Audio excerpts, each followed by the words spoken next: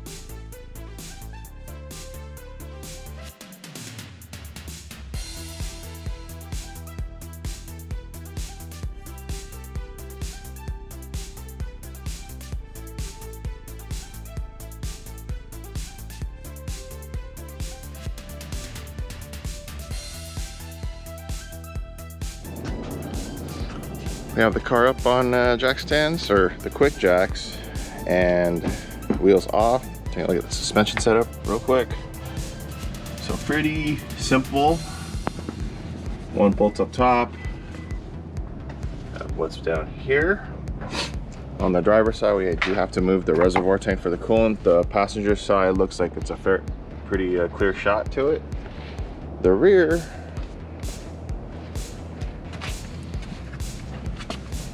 the top unbolts from the outside of the car, so you don't have to go in the trunk. So that's a nice, I guess, feature. Don't have to tear apart rear interior right there. And on the lower part, we have the lower bolt, but there is a little bit of unbolting of end links and a couple other parts that we got to do from the looks of it, but pretty straightforward. Hopefully it's not too bad. There is a leaf spring set up here in the Vet right there. It goes across. So yeah, we're just going ahead and get started. Real quick, also something I forgot to mention, Steve's got a nice little legal disclaimer so we don't get sued. Alright guys, so before you guys start lifting up the car, make sure you consult your owner's manual and make sure you double check where your jack points on this are on the vehicle. Every car is a little bit different. With the Corvette, you know, it's different than most cars, right? It's chassis, fiberglass panels. The frame is aluminum, I believe. So you have to make sure the jack points are where it's supposed to be, so you don't tweak the frame. On this particular car, there's quite a few depending on how you're going to lift it up. Because we're using a quick jack setup similar to a 2-post lift, we're using the 2-post jack points. But if you were to do this without this type of setup and you're just using a regular floor jack, there's different jack points. Generally it's in the front and rear, so again, consult with your manual, especially if you have a Corvette. It's going to be different for you compared to most cars. And again, as Mike mentioned, on this particular car, the Corvette does run leaf springs on front and rear. Typically with coilover setups on this car, it would be a delete on the leaf spring. Because if you look closely, we can take a shot of this right here. If you look closely at the actual suspension itself, the shock has no spring built in, so there are no springs in this car or a traditional linear spring. You have a leaf spring, which is right here, so one in the front and back. So even though if you look at the suspension, it's a not multi-link, but well, it is multi-link, but it's also independent, but it's not a true independent because it is tied together by the leaf spring. So the leaf springs also act as a sway bar in this car because it's running from side to side, tying down both sides. So benefits of coilover install on this, especially if you're going to be tracking the car, you get more adjustability, better performance, more range in ride height. So we're going to talk to the customer and see what he wants to do. It's kind of like 50-50. Some people say leave it out, some people say leave it in, and also depends on the brand of coilover you're using. I believe it's Eibach, for example. Their coilover system is actually designed to utilize the factory leaf springs. So make sure you do some research on what you guys want to do. All right, so continue on with install.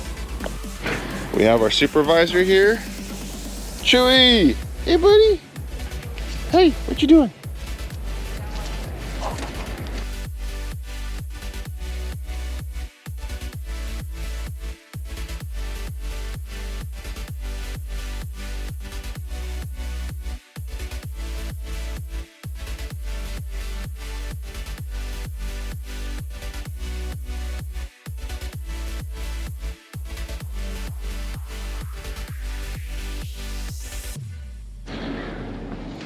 So we started working on it already. There's only 2 nuts that hold up the coolant reservoir tank, which is the one up on top, and there's one that goes in from the side right here. They're both 10s. And this gets out of the way so you can get to the upper mount right there. It's just one nut holding it. Closer look on the suspension. Just with a quick visual, obviously the upper nut, unbolt that, unbolt the upper arms right here. The sway bar end link to remove tension, obviously, and then the lower bolt. That is right, I can't see because I'm holding the camera, but right here somewhere. Unbolt that, and this should be able to swing the arm out of the way and pull the strut out, or the shock out, and then put the coilover setup in. Alright, on the rear, there's 2 upper bolts here, 1 lower, and then the sway bar end link. And just looking around, not 100% sure if I have to remove the suspension arms for clearance, but we'll see when we get there. But it doesn't look that difficult. Here's the CKS coilover setup. What's going on, guys? So as you can see, here's the coilover setup for the Corvette here. So these are the fronts. And obviously we know these are the fronts, just going off by the way they mount on the control arms. And you can see that they are disassembled. There are no springs on these. Customer did opt for a Swift spring upgrade. So we have that, and let me pull those out, guys. And again, these are CKS coilovers. We run them quite a bit on our cars. You see the EK behind us? We are running EKS coilovers as well on the GTI behind Mike. We're also on CKS coilovers, and obviously the Lexus is on CKS coilovers as well. CKS has been around for quite some time, and we've worked with them together on a couple builds, and they make great products. Also, these are all 100% rebuildable. Any issues, we can send them back in to get rebuilt. We're also dealers. We're also dealers for these. If you guys are looking for more personalized, customizable setup, please reach out to us. Track applications, we can talk to CKS, get them custom valved for you guys. They also offer suspension with external reservoirs for any of you hardcore track guys. So please hit us up, let us know, and we'll set you guys up. So here we have the Swift spring upgrade paired with the CKS struts coilover setup. These are real cute. So those are for the rears. These are the fronts. Obviously, these are really short springs. Typically, coilover springs are a tad longer than this. 1.5 times average. Yeah, about 1.5 times the length. But of course, it's all dependent on your vehicle. So these are the fronts, and we're just gonna start assembling these.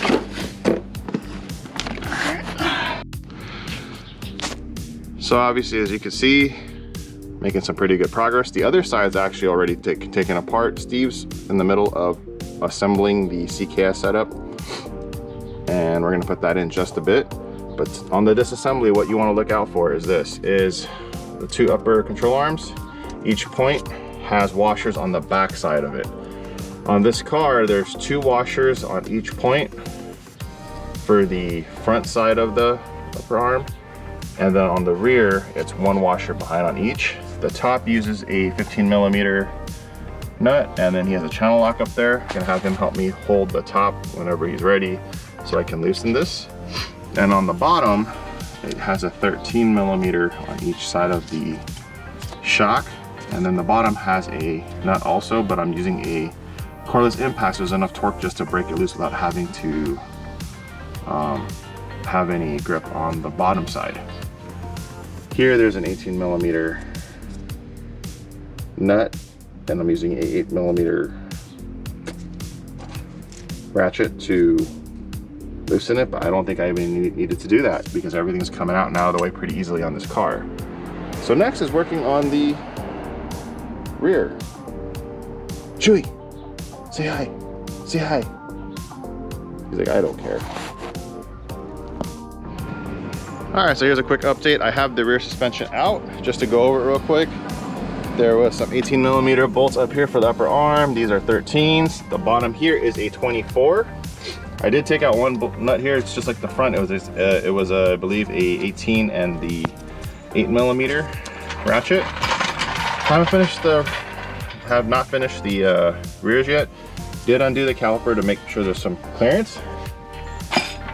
CKS recommends to remove the leaf spring, so that's a little bit more in depth here. As you can see, we removed the caliper to get it out of the way and to release tension, and we had to undo both sides so the leaf spring came out. So it's a little bit more in depth than when we thought, but it's okay.